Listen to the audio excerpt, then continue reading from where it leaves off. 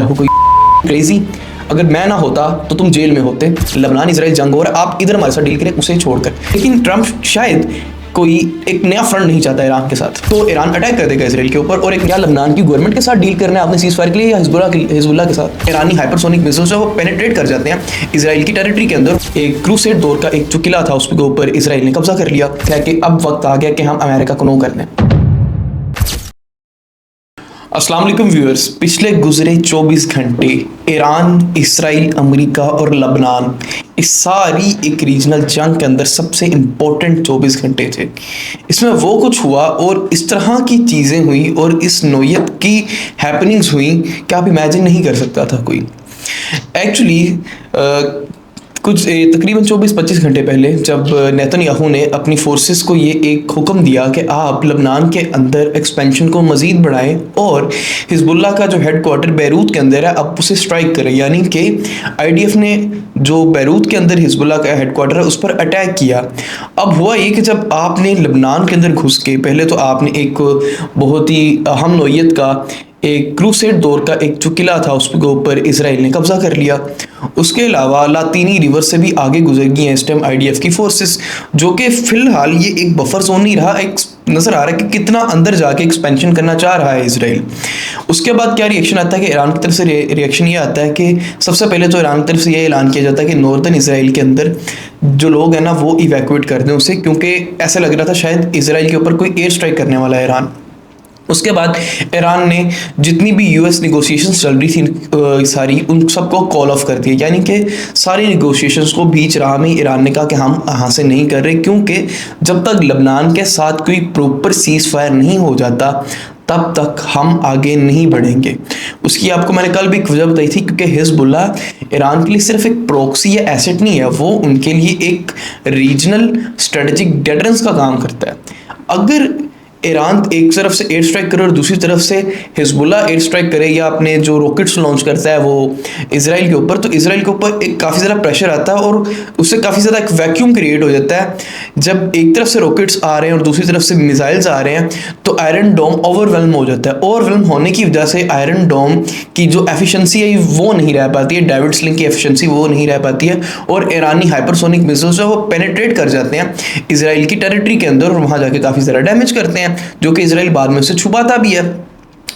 तो हुआ ये कि जब ईरान ने ये कॉल ऑफ कर दी सारी निगोशिएशंस, तो उसी वक्त कहा जाता है कि ट्रम्प ने कॉल की, नेतन्याहू से बात हुई और नेतन्याहू को उस टाइम उसने कहा कि तुम अटैक ना करो, अटैक रोक दो। उसके बाद ट्रम्प का एक ट्वीट भी आया कि मेरी नेतन्याहू से भी बात होगी और मेरी हिजबुल्लाह वालों से भी एक बड़ी अच्छी कॉल हुई है। तो अब दोनों के दरमियान ये बात तय पा गई कि हिजबुल्लाह ने ये इकरार किया कि अगर इसराइल अटैक ना करे, इसराइल अटैक रोक दे, तो हम भी यहाँ से अपनी तरफ से अटैक रोक देंगे। तो ट्रम्प ने कोशिश की कि किसी तरीके से ये जो नेगोशिएशंस हैं वो स्पॉइल ना हो। हालांकि मेरे नज़दीकी नेगोशिएशंस का कोई फ़ायदा तो हो नहीं रहा, कोई डील ब्रेक हो नहीं रही, लेकिन ट्रम्प शायद कोई एक नया फ्रंट नहीं चाहता ईरान के साथ। वो फिलहाल किसी नए फ्रंट पे ईरान के साथ लड़ना नहीं चाह रहा, क्योंकि नज़र आ रहा था अगर लबनान के अंदर हॉस्टिलिटीज़ ख़त्म नहीं होती हैं तो ईरान अटैक कर देगा इसराइल के ऊपर और एक नया फ्रंट वॉर का खुल जाएगा। अब उसके बाद क्या होता है, होना तो ये चाहिए कि जब दुनिया की सुपर पावर एक कंट्री का एक प्रेसिडेंट, जो मेरे ख्याल से इस टाइम दुनिया का सबसे ताकतवर तरीन आदमी है, सबसे ताकतवर तरीन मुल्क का प्रेसिडेंट है, जब वो ट्वीट करके कह रहा है कि मैंने दोनों पार्टी से बात कर ली, उसके बावजूद क्या होता है कि नेतन्याहू फिर भी अपनी फोर्सेस को अटैक करने का हुक्म दे देते हैं।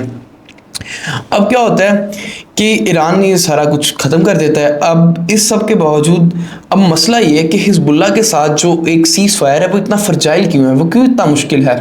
बात यह है कि लबनान की जो आर्मी है ना, लबनान की आप कह लें स्टेट आर्मी कह लें या जो उनके मुल्क की आर्मी, वो नहीं लड़ रही इसराइल के खिलाफ, हिजबुल्लाह लड़ रही है। अब हिजबुल्लाह क्या है, हिजबुल्लाह लबनान के अंदर एक नॉन स्टेट एक्टर है, जबकि इसराइल, जब पाकिस्तान हम मुस्लिम तो उसे कोई स्टेट नहीं मानते, लेकिन इंटरनेशनल लेवल पर वो एक स्टेट का काम करती है। तो मुश्किल ये हो जाता है कि आपने डील किसके साथ करना है, क्या लबनान की गवर्नमेंट के साथ डील करना है आपने सीज फायर के लिए या हिजबुल्लाह के साथ। बिकॉज अगर लबनान की गवर्नमेंट और इसराइल के दरमियान कोई मुआहदा तय पाता है और हिजबुल्लाह फिर भी अटैक करना बंद नहीं करती है तो सीज फायर तो किसी काम का नहीं हुआ। अब अगला पॉइंट ये कि जो स्ट्रेट ऑफ हुर्मुज़ की एक तलवार है अमेरिका के सर पे, पूरी दुनिया के सर पे, वो तो लटकी हुई है। स्ट्रेट ऑफ हुर्मुज़ को ईरान बिल्कुल एक प्रेशर कार्ड की तरह यूज़ करता है और वो उसे करता रहेगा, और वहाँ भी एक नया फ्रंट वॉर का खुला हुआ है। तीसरी ये चीज़ है कि नेतन्याहू ट्राई कर रहे हैं कि लबनान को बिल्कुल अलहदा रखा जाए। अब सीन ये कि अमेरिका यानी डोनाल्ड ट्रंप वो तीनों मामलों को बिल्कुल डिफरेंट लेकर चलना चाह रहे हैं। ईरान के साथ निगोसिएशंस अलहदा होनी चाहिए उनके नज़दीक, लबनान के साथ अलहदा होनी चाहिए, हुर्मुज़ वाला मामला अलहदा है, न्यूक्लियर वाला मामला अलहदा है। लेकिन ईरान इस सब को एक रीजनल पैकेज बनाना चाह रहा है। ईरान कह रहा है कि मैं निगोसिएशंस मैं तब ही करूँगा जब लबनान के अंदर सीज़फायर होगा, जबकि अमेरिका इस लेंस से नहीं देखता। वो देखता कि नहीं, लबनान सीन हो रहा है, लबनान इजराइल जंग हो रहा है, आप इधर हमारे साथ डील करें उसे छोड़कर। और ईरान इस सब के ऊपर मुत्तफिक नहीं है। इसमें एक और बड़ी खबर ये है कि टाइम्स ऑफ इजराइल ने खबर छापी है कि जब ट्रंप की कॉल हुई नेतन्याहू के दौरान साथ, तो उस कॉल के दौरान ट्रंप ने काफ़ी ज़्यादा हिक्कत तमेज़ जुमलों से नवाजा नेतन्याहू को। टाइम्स ऑफ इजराइल ने लिखा है कि जी ट्रंप ने कहा नेतन्याहू को, यू आर क्रेजी, अगर मैं ना होता तो तुम जेल में होते, और काफ़ी ज़्यादा एक सख्त लहजा ट्रंप ने अपनाया। अभी तक तो ये इसराइल के सबसे बड़े अखबार टाइम्स ऑफ इसराइल ने इसे रिपोर्ट किया। उसके अलावा बेन गवीर जो इसराइल के मिनिस्टर हैं, उन्होंने अपने पीएम के नाम एक ट्वीट किया और उसमें लिखा है कि अब वक्त आ गया कि हम अमेरिका को नो कर दें, मतलब कि हम अमेरिका को ना कर दें। यानी कि भाई जंग भी आपकी, मासूम भी आप बने हुए हैं, अमेरिका आपकी हेल्प कर रहा है, और जो हेल्प कर रहा है वो आपको सिर्फ इतना कह रहा है कि फिलहाल अटैक रोक दो, तो उस पर भी हमने नो करना है। तो यहाँ से आपको साफ पता लगता है कि अमेरिकन हुकूमत की बांगे जो हैं, वो उसकी जो डोरे हैं वो कहाँ हैं, कौन उसे इस्तेमाल कर रहा है, कौन उसे मैनिपुलेट कर रहा है, किसने मतलब कि मैनिपुलेट करके अमेरिका को इस जंग के अंदर फंसाया, और अब वो फंस चुका है बहुत बुरे तरीके से, निकल भी नहीं पा रहा है उससे। अब इस सब के बीच में एक ये सिनेरियो है कि अगर लबनान का सीज़ फायर कोलैप्स होता है और ईरान दोबारा से कॉल ऑफ कर देता सारी निगोसिएशंस, तो जंग दोबारा उधर आके खड़ी हो जाएगी, जो कि ईरान रेडी है, Iran is war ready. Iran को जल्दी नहीं है कि इस जंग को जल्दी जल्दी ख़त्म किया जाए, वो इस जंग को ज़रा ज़रा लंबा लेके चलना चाह रहा है, ताकि पहले जो ईरान की वो एक अहमियत नहीं थी दुनिया में, अब वो बहुत ज़्यादा है, बिकॉज वो हुर्मुज़ को कंट्रोल करता है। वो दुनिया के 24% ऑयल को इस टाइम कंट्रोल कर रहा है। तो अगर आपके पास 24% दुनिया के ऑयल को कंट्रोल कर रहा है, तो आप दुनिया की सबसे ज़्यादा जो बड़ी मार्केट है पेट्रोल मार्केट, सिर्फ पेट्रोल लिंक नहीं होता है, पेट्रोल के साथ आपका इन्फ्लेशन रेट क्या होता है, आपकी बहुत ज़्यादा पेट्रोल की वजह से तो पूरी दुनिया में ट्रांजेक्शन होती हैं, पूरी दुनिया में इंपोर्ट एक्सपोर्ट्स होती हैं शिप्स के ज़रिए। जब वो रुक जाती हैं, वो चीज़ें महंगी हो जाती हैं, तो पूरी दुनिया के अंदर एक महंगाई का तूफान आ जाता है। जैसे कि आपने देखा फ्रांस के अंदर कई कई दिन गैस स्टेशन बंद रहे, कई कई दिन वहाँ पर पेट्रोल पंप बंद रहे, अवाम की जो रोज़मर्रा की ज़िंदगी थी वो तो जाम होकर रह गई। तो ईरान उसको बहुत अच्छे से प्ले कर रहा है, जो कि पहले ईरान के पास ये कार्ड नहीं था, अमेरिका ने उसके हाथ में, तो ईरान पहले सिर्फ धमकी देता था। पिछले कुछ सालों में देख लें, ईरान सिर्फ धमकी देता था कि हम स्ट्रेट ऑफ हुर्मुज़ बंद करेंगे, लेकिन इस बार उन्होंने प्रैक्टिकली करके दिखाया, और ये ईरान के पास सबसे बड़ा प्रेशर कार्ड इस वक्त है। फिलहाल तो खबर ये है कि नेतन्याहू साहब ने तो अपनी फोर्सेस को कह दिया है कि आप अटैक करें, हमें कोई ज़रूरत नहीं है, हमारा तो अपना इंटरेस्ट है, हम अमेरिका की क्यों सुने भाई, आप हेल्प भी अमेरिका से लेते हैं और आपने उसको ही नो करनी, उसकी इतनी बात भी नहीं मानते।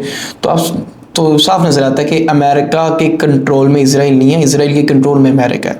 उम्मीद करते हैं मामला किसी बेहतरी की तरफ जाए और कोई डील ब्रेक हो ही जाए, कोई ऐसी डील हो जाए जिससे इस खित्ते में अमन आ जाए, क्योंकि बहुत ज़्यादा पाकिस्तानी जो बैरून मुल्क बैठे हैं वो काफ़ी ज़्यादा जॉब्स लूज़ कर रहे हैं, स्पेशली जो गल्फ़ कंट्रीज़ के अंदर है, जिसकी वजह से पाकिस्तान की जो रेमिटेंसीज है वो इफेक्ट हो रही हैं।